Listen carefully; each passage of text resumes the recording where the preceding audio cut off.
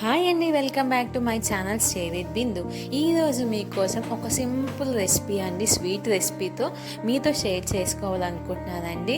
దానికన్నా ముందు నా ఛానల్ లైక్ చేయండి, షేర్ చేయండి, సబ్స్క్రైబ్ చేసుకోండి.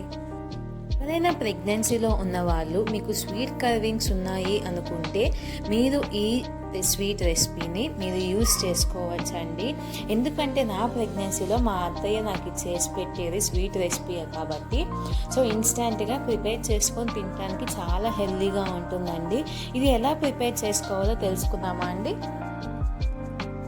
దీనికి కావాల్సిందండి సూజీ, అంటే ఉప్మా రవ్వని, సన్న ఉప్మా రవ్వ ఉంటుంది కదా, అది ఒక 2 గ్లాసెస్ దాకా మనం తీసుకుందామండి. దీంట్లోనే నేను ముందుగానే ఇంట్లో ప్రిపేర్ చేసి పెట్టుకున్న డ్రై ఫ్రూట్స్ పౌడర్ ఒక 1 టేబుల్ స్పూన్ దాకా యాడ్ చేసుకుందాము. దీంట్లోనే ఒక 1 గ్లాస్ దాకా మనం షుగర్ యాడ్ చేసుకుందామండి. షుగర్ మీ స్వీట్నెస్కి తగ్గట్టు మీరు షుగర్ యాడ్ చేసుకోండి.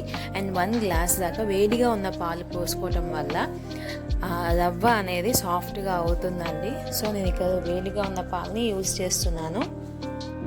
మొత్తం ఈ విధంగా స్పూన్తో మిక్స్ చేసేసుకొని ఒక 5 మినిట్స్ దాకా పక్కన పెట్టేసుకొని మనకి నచ్చిన సైజులో అండి లడ్డు ప్రిపేర్ చేసుకుందాం మనం.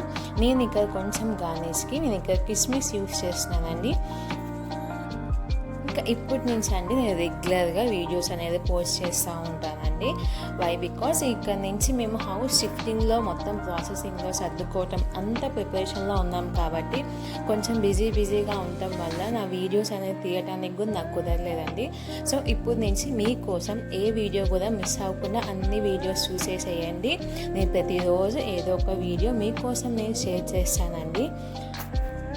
మీది కూడా ఈ స్వీట్ రవ్వ దోశ ఏ విధంగా వచ్చిందో మీరు కూడా ఇంట్లో ప్రిపేర్ చేసుకొని నాకు కామెంట్స్లో చెప్పండి.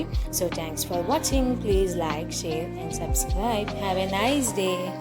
బాయ్.